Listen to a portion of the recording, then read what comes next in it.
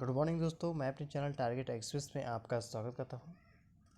आज हम बात करने वाले हैं साइंस के बहुत ही बेहतरीन और मोस्ट इम्पॉर्टेंट क्वेश्चंस के बारे में। ठीक है, हर एक क्वेश्चन बेहतरीन और मोस्ट इम्पॉर्टेंट है। यूपी पुलिस, बिहार पुलिस, लेखपाल, एनटीपीसी, ग्रुप डी, आरआरबी और ऐसे कई सारे अन्य एग्ज़ाम जो कि जिसमें साइंस की बहुत ही महत्वपूर्ण भूमिका होती है। ठीक है, उसमें ये सारे क्वेश्चंस पूछे जाते हैं। ठीक है दोस्तों, बता दूं कि यदि आप बड़े लेवल की तैयारी करते हैं, ठीक है, तो ऑटोमेटिक आपका नीचे का लेवल तैयार हो जाता है। ठीक है, तो दोस्तों ये जो क्वेश्चन आज मैं आपको बताने वाला हूँ, ठीक है, ये एक तरह से बहुत ही बेहतरीन क्लास होगी। ठीक है, और यदि आपको क्वेश्चन पसंद आएंगे तो प्लीज़ एक बार लाइक, शेयर और सब्सक्राइब जरूर करिएगा। ठीक है, और बिना देर किए हुए हम क्वेश्चंस की शुरुआत करेंगे। ठीक है, उससे पहले मैं आपको एक बात बताना चाहूँगा कि जब भी आप मेरी क्लास को लिया करें तो आपके पास एक पेन और एक कॉपी होनी चाहिए। ठीक है, हर एक क्वेश्चन को आपको बारीकी से समझना है और उसके साथ साथ उस कॉन्सेप्ट को समझते हुए आपको हर एक क्वेश्चन को जो कि इम्पॉर्टेंट है उसे नोट करना है। ठीक है, बता दूं कि 3 क्लासेस चलती हैं। रीजनिंग की नहीं चलती है। ठीक है, वो चलेगी कुछ दिनों के बाद ही, जैसे ही ये पार्ट पूरे हो जाते हैं 25, 30, 30। ठीक है, तो कौन कौन सी क्लास चलती है? करंट अफेयर्स की मॉर्निंग में। ठीक है, उसके बाद फिर आपकी जनरल साइंस, साइंस और एक जनरल नॉलेज। ठीक है, और यदि इन तीनों को मिला दिया जाए, ठीक है, तो तीनों को मिला करके लगभग लगभग बता रहा हूँ कि 26 से 27 क्वेश्चन जो है वह कवरअप हो जाते हैं। ठीक है, तो इसलिए तीनों क्लास आपके लिए बहुत ही बेहतरीन और मोस्ट इम्पॉर्टेंट हो जाती है। और बता दूं कि एग्ज़ाम में एक नंबर से पीछे रहना ही कई हज़ार सीट पीछे ले जाता है। ठीक है, यहाँ पे तो 26 से 27 नंबर की बात करी गई है। ठीक है, कुछ दिनों के बाद आपको रीजनिंग के बहुत ही बेहतरीन क्वेश्चंस लेके आऊँगा मैं। ठीक है, और हिंदी के भी। ठीक है, और हिंदी को अच्छे तरीके से समझाऊँगा। ठीक है, जिससे कि आपको कॉन्सेप्ट वाइज सब कुछ समझ में आ जाएगा। ठीक है, तो इसमें हम बात करेंगे क्वेश्चंस की, और हमारा जो पहला क्वेश्चन है जो कि मोस्ट इम्पॉर्टेंट है। ठीक है, और ये क्वेश्चन दोस्तों लोअर पीसीएस में, लोअर सब इंस्पेक्टर में आ चुका है। ठीक है,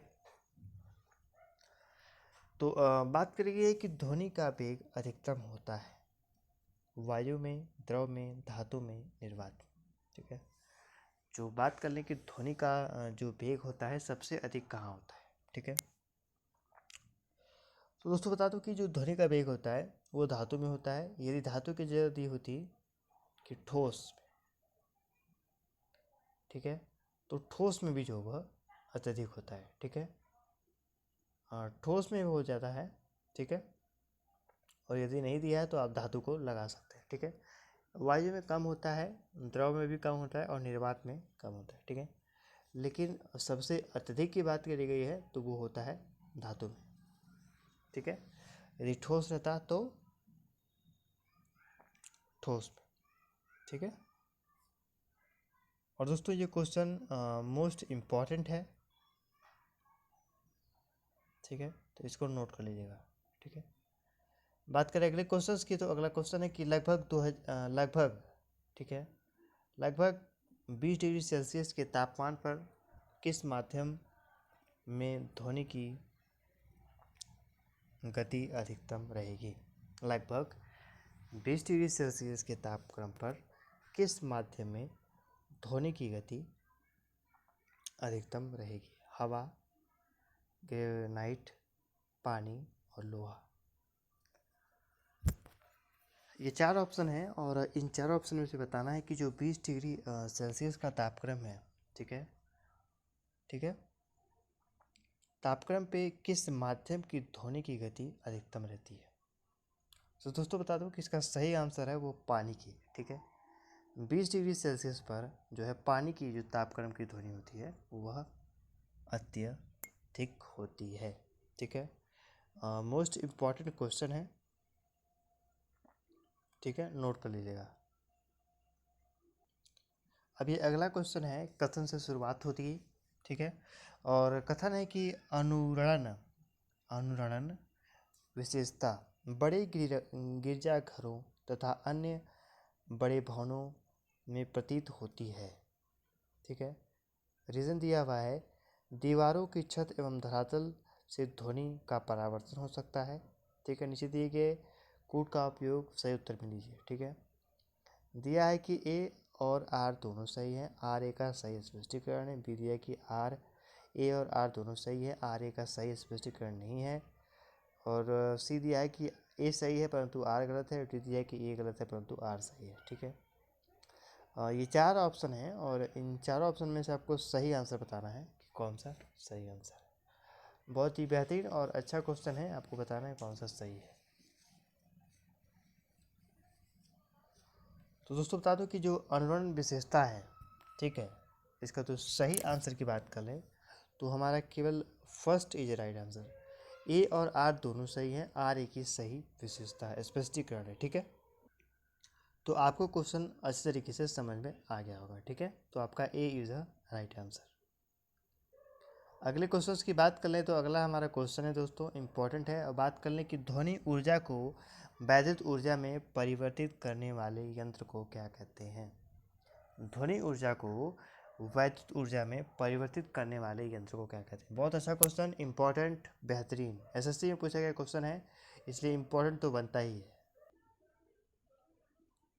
बहुत ही अच्छा क्वेश्चन है और क्वेश्चंस की हम अच्छे तरीके से स्पष्टीकरण करेंगे, ठीक है। और बात कर लें कि इसके सही आंसर की, ठीक है दोस्तों।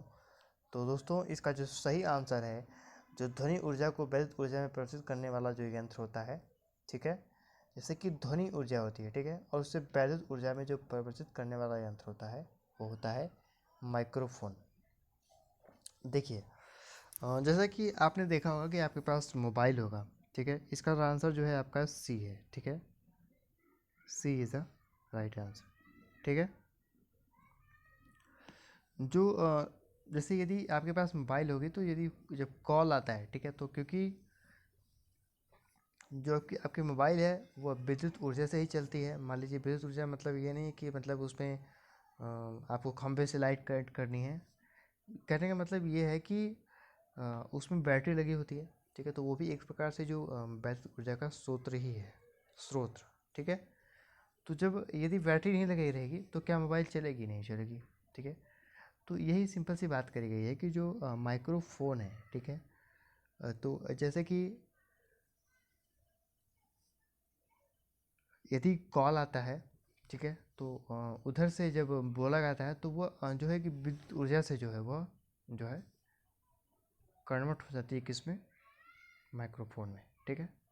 जैसे कि लाउड स्पीकर को भी ले सकते हैं, ठीक है। तो एक तरह से वो भी हमारा एग्जाम्पल बन जाता है, ठीक है। अगले क्वेश्चंस की बात कर लें तो हमारा अगला क्वेश्चन है कि एक रेडियो स्टेशन 819 किलो हर्ट्ज की आवृत्ति का प्रसारण करता है, रेडियो तरंग की तरंग दैर्घ्य कितनी होती है, ठीक है। बहुत ही अच्छा क्वेश्चन है और रेडियो तरंग के तरंग दैर्घ्य के बारे में पूछा गया है, ठीक है। और कोलकाता गुड्स कार्ड में पूछा गया क्वेश्चन है और इम्पॉर्टेंट है, सन 2002 की बात है, ठीक है। और इम्पॉर्टेंट क्वेश्चनों के साथ ही मैं आपके लिए आपको बता दूं कि ये जो क्वेश्चन है हर एग्ज़ाम के लिए बेहतरीन और मोस्ट इम्पोर्टेंट रहेंगे, ठीक है। तो आपसे रिक्वेस्ट रहेगी दोबारा से कि किसी भी क्वेश्चन को अच्छे तरीके से समझिएगा, ठीक है, देखिएगा, एक बार नहीं समझ में आता तो दोबारा देखिएगा, ठीक है। आपको हर एक क्वेश्चन बारीकी से समझ में आ ही जाएंगे, ठीक है। तो दोस्तों इसमें बात की गई है कि एक रेडियो स्टेशन 819 किलो हर्ट्ज की आवृत्ति का जो प्रसारण करता है, ठीक है, तो रेडियो तरंग की तरंग दैर्घ्य कितनी होती है, ठीक है। सिंपल सी बात करी गई है कि जो 819 किलो हर्ट्ज जो आवृत्ति को प्रसारण करता है वो तो उसका अलग मैटर है, ठीक है, लेकिन उसकी तरंग दैर्घ्य कितनी होती है, ठीक है, ये पूछा गया है, ठीक है, एक शॉर्ट लैंग्वेज में। तो उसकी जो तरंग दैर्घ्य होती है 3.66 × 10⁻² मीटर होती है, ठीक है। तो आपका बी इज़ राइट आंसर। ठीक है, कितनी होती है?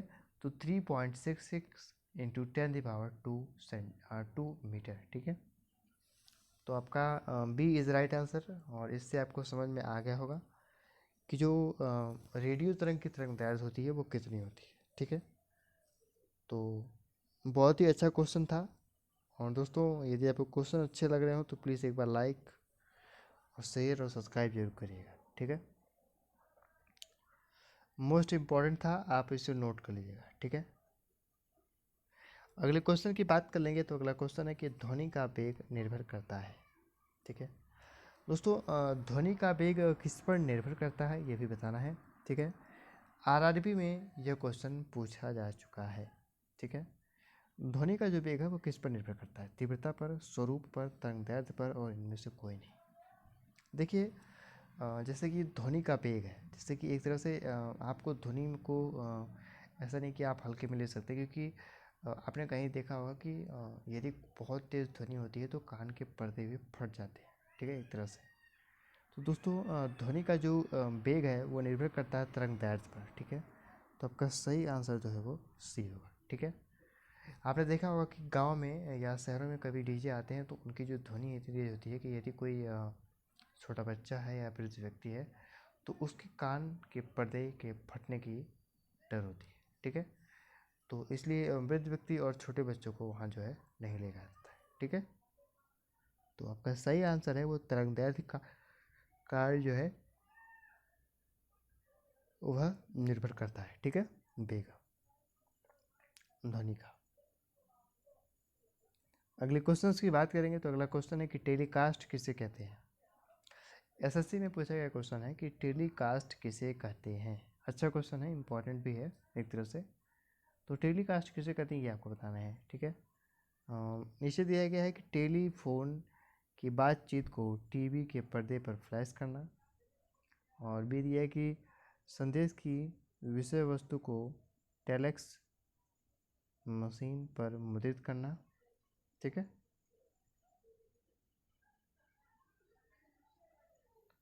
और सी है आपका कि STD कोड के बिना स्थानीय फ़ोन को बाहर के टेलीफोन के साथ संयोजित करना। और डी दिया है कि समाचारों और सूचना के विषय वस्तु को टीवी के पर्दे पर फ्लैश करना। ठीक है, अच्छा क्वेश्चन है और इम्पोर्टेंट भी है। और एसएससी में ये क्वेश्चन जो है दोस्तों वह पूछा जा चुका है। ठीक है, तो दोस्तों जो कास्ट होती है, ठीक है, तो वह एक तरह से मान लें कि जो टेलीकास्ट के तरह, जैसे होता नहीं कि उनका टेलीकास्ट हो गया या मतलब उनकी मतलब एक तरह से उनका वीडियो बना लिया गया। ठीक है, तो समाचारों और सूचना के सूचना की विषय वस्तु को टीवी के पर्दे पर उतारना ही जो है वो टेलीकास्ट कहलाता है। ठीक है, जैसे कि यदि आप देखा होगा कि मीडिया वाले कहीं ना कहीं घूम घूम के जो न्यूज़ इकट्ठा करते हैं, या उनका जो है कि एक तरह से कैमरे को हमेशा जो है इधर उधर लेके घूमते रहते हैं न्यूज़ के लिए। तो उससे क्या होता है कि जैसे कि वो रिकॉर्ड करते हैं और उसे हम एक तरह से टेलीकास्ट भी कर सकते हैं।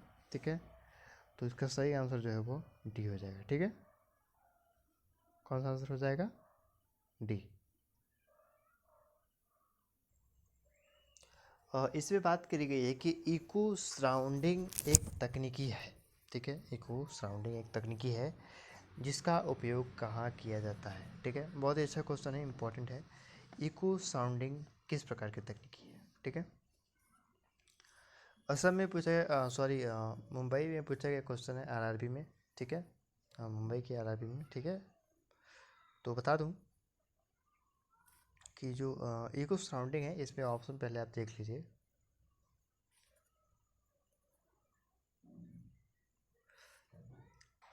ऑप्शन है कि ए सागर की गहराई मापने किया जाता है, बी ध्वनि तरंगों के विस्तार के मापन के लिए किया जाता है, सी भूकंप की तरंगों के रिकॉर्ड के लिए किया जाता है, डी वायुमंडल में वायु घनत्व के रिकॉर्ड के लिए किया जाता है। ठीक है, चूँकि ये चार ऑप्शन है आपके पास और चार ऑप्शन में बताना है कि जो इको सराउंडिंग की तकनीकी है वो किस प्रकार से उपयोग की जाती है। ठीक है, तो बता दूँ इसका जो सही आंसर है उसका हो जाएगा सागर की गहराई को मापने के लिए यह कार्य किया जाता है। ठीक है, तो सही आंसर आपका जो है ए हो जाएगा। ठीक है, अगले क्वेश्चन की बात करें तो अगला क्वेश्चन है कि पृथ्वी के वायुमंडल में कौन सी परत रेडियो तरंगों को वापस पृथ्वी के पृष्ठ पर परिवर्तित करती है। ठीक है, पृथ्वी के वायुमंडल में ऐसी कौन सी परत है जो रेडियो तरंगों को वापस पृथ्वी के पृष्ठ पर परिवर्तित करती है। तो ए है आयन मंडल, बी है समताल मंडल, और सी है मध्य मंडल, और डी है बहिमंडल। ठीक है, यूपीपीएससी से पूछा गया क्वेश्चन है, इंपॉर्टेंट है। ठीक है, ठीक है, इम्पोर्टेंट है। ठीक है, तो आप क्वेश्चन को नोट करिएगा। ठीक है, तो बात कर लें कि जो पृथ्वी के मंडल में जो परत है, ठीक है, उसकी बात करी गई है, तो वो जो परत है दोस्तों वो है आयन मंडल। ठीक है, आयन मंडल जो है आपका वह सही आंसर है। ठीक है, आयन मंडल एक ऐसी परत है जो वायुमंडल में कोई सी भी रेडियो तरंगें होती हैं वो पृथ्वी पर वापस पृष्ठ में प्रवेशित कर देती है। ठीक है, अगले क्वेश्चन की बात करेंगे तो अगला क्वेश्चन है कि प्रतिध्वनि का कारण होता है। ए ध्वनि तरंगों का अपवर्तन, बी ध्वनि तरंगों का ध्रुवण, सी ध्वनि तरंग का विवर्तन, डी ध्वनि तरंगों का अपवर्तन परावर्तन, और डी है कि इनमें से कोई नहीं। ये चार ऑप्शन है, ये चार ऑप्शन से बताना सही आंसर कौन सा हो जाएगा। ठीक है दोस्तों, बता दूं कि प्रतिध्वनि का जो कारण होता है कि जैसे कि प्रतिध्वनि, ठीक है, एक तरह से बात कर लें कि उसका जो रीज़न होता है वो होता है इनमें से कोई नहीं। ठीक है, तो आपका सही आंसर जो है वो डी हो जाएगा। सॉरी, डी ऑप्शन है आपका, तो ध्वनि तरंगों का परावर्तन। ठीक है, सिंपल सा प्रतिध्वनि के बारे में बात करी गई है, तो प्रतिध्वनि मतलब परावर्तन। ठीक है, वो भी किसका, तो वो ध्वनि का। ठीक है,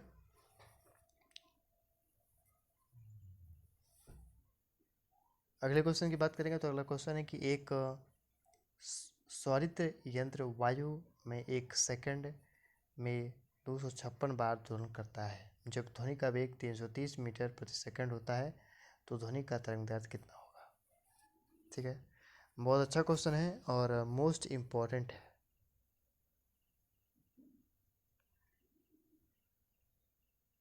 ठीक है, देखिए ए दिया है कि 1.1 मीटर, बी दिया कि 0.56 मीटर, सी दिया है कि 1.29 मीटर, और सी दिया है कि 0.89 मीटर। ठीक है दोस्तों, यदि स्वरित यंत्र वायु में एक सेकंड में 256 बार करता है, दोलन करता है, तो जब ध्वनि का वेग 330 मीटर सेकंड होगा, ठीक है, तो उसका जो ध्वनि का तरंग होगा वो होगा 1.29 मीटर। ठीक है, तो सी इज अ राइट आंसर। अगले क्वेश्चन की बात करेंगे तो अगला क्वेश्चन है कि एक टीवी सेट को संचालित करने के लिए टीवी रिमोट कंट्रोल निम्नलिखित में से किसका उपयोग करता है। ए प्रकाश तरंगों का, बी ध्वनि तरंगों का, सी आवर्त तरंगों का, और डी रेडियो तरंगों का। जैसे कि आपने देखा होगा कि आपके घरों में जो टीवी लगी होती है तो उसमें जो रिमोट होता है, ठीक है, जब भी आप रिमोट को एक ध्यान से देखोगे तो उसमें जब सेल लगेगा, तो यदि आपने ध्यान से कभी देखा होगा कि रात में यदि करेंगे तो आपको एक हल्की सी जो है उस रिमोट में जो सेल लगाने के बाद लगाते हैं आप लोग, तो एक बल्ब होता है, ठीक है, रिमोट के आगे। तो उस रिमोट से क्या निकलता है यही तो बताना है। ठीक है, तो दोस्तों बता दूं कि जो टीवी होती है उसके रिमोट से जो है एक प्रकार की आवर्त तरंगे निकलती हैं। ठीक है, आवर्त तरंगे निकलती है। ठीक है, तो उससे क्या होता है कि जो टीवी के जो चैनल्स हैं आप उसको चेंज करते हो। ठीक है, तो इसका सही आंसर मैंने आपको बता दिया, आवर्त तरंगे। ठीक है, अगले क्वेश्चन की बात करें तो अगला क्वेश्चन है कि यदि दो आदमी चंद्रमा की सतह पर बातचीत करते हैं तो वे चंद्रमा पर एक दूसरे की आवाज़ को पृथ्वी की तुलना में बहुत देर बाद सुन सकेंगे। बी दिया है कि चंद्रमा पर उतने ही समय में सुन सकते हैं जितना पृथ्वी पर। ठीक है, और सी दिया है कि एक दूसरे की आवाज़ नहीं सुन सकते। डी दिया है कि एक दूसरे की प्रतिध्वनि बार बार सुन सकते हैं। ठीक है दोस्तों, बता दूं कि यदि आदमी चंद्रमा की यदि दो आदमी चंद्रमा की सतह पर बातचीत करते हैं, ठीक है, सतह मतलब एक तरह से बात कर लें कि यदि चंद्रमा पर यदि वो लोग हैं और बातचीत कर रहे हैं तो उन्हें एक दूसरे की जो ध्वनि है वो सुनाई नहीं देगी, ठीक है। क्यों नहीं? क्योंकि वहाँ पे निर्वात होता है, ठीक है, तो वहाँ पे ध्वनि की जो चाल नहीं होती है, ठीक है। इस वजह से आप कितना भी नज़दीक रहो, कुछ भी बोलो तो उनको सुनाई नहीं देगा। एक तरह से बात कर लें तो उनके लिए एक अलग इंस्ट्रूमेंट होते हैं, ठीक है, माइक्रोफोन्स होते हैं। उस हिसाब से जो चंद्रमा पे जाते हैं तो उनका थोड़ा सा जो माइक्रोफोन होता है उसी के लिए बना ही होता है, ठीक है, अंतरिक्ष में जाने के लिए और चंद्रमा पे जाने के लिए, मंगल ग्रह पे जाने के लिए। तो वहाँ पे जा कर के वह एक दूसरे से आसानी से कनेक्ट रह पाए, ठीक है। तो सी इज़ द राइट आंसर। अपने आखिरी और लास्ट क्वेश्चन की बात करेंगे जो कि मोस्ट इम्पॉर्टेंट है, और ये है कि ध्वनि तरंग अपने मार्ग में रुकावट आने पर वह पृष्ठ मुड़ जाती है, सीधी जाती है, रुक जाती है और लौट जाती है। जैसे कि ध्वनि तरंग में यदि मार्ग में रुकावट आ जाए तो क्या वह तरंगे रुक जाएंगी या मुड़ जाएंगी या सीधी जाएंगी या लौट जाएंगी? तो दोस्तों यदि रुकावट आई तो वह मुड़ जाती है, ठीक है। जैसे कि यहाँ से तरंग निकल रही है, ठीक है, और आपने यहाँ पे कोई कुछ रखा हुआ है, ठीक है, मान लें ऐसे करके, तो ये ऐसा नहीं कि मतलब ऐसे आ रही तो ऐसे पार करके निकल जाएगी, नहीं, वो ऐसे चली जाएगी, ठीक है, ऊपर की साइड। फिर उसके बाद यहीं कुछ रखा है तो ये ऐसे साइड चल जाएगी, ठीक है। फिर उसके बाद फिर ऐसे ऐसे अपना जो है वो धीरे धीरे जो है वो फैल जाएगी, ठीक है। तो मतलब वह रुकती नहीं है, एक तरह से सीधी भी नहीं जाती है, रुकती भी नहीं है और लौटती भी नहीं है। वो उसको जिस दिशा निर्देश में रहेगा तो वो ऑटोमेटिक वह मुड़ जाएगी, ठीक है। तो आपका A is the right answer, ठीक है। आरआरबी में पूछा गया क्वेश्चन है और इम्पॉर्टेंट है, ठीक है, तो आप इसको नोट कर लीजिएगा, ठीक है। और हम अगले क्वेश्चंस की बात करेंगे जो कि अभी फ़िलहाल है नहीं दोस्तों। तो बता दूं दोस्तों कि आज की जो क्लास है हम फ़िलहाल यहीं पे समाप्त करते हैं, ठीक है। आपको क्लास कैसी लगी अच्छी तरीके से कमेंट करके बताइएगा, ठीक है। और दोस्तों बता दो कि हर एक क्लास इम्पोर्टेंट है, ठीक है, आपके एग्ज़ाम के लिए। यदि आपको क्लास लेनी है तो आपको अच्छी तरीके से क्लास को कंटिन्यू करना होगा।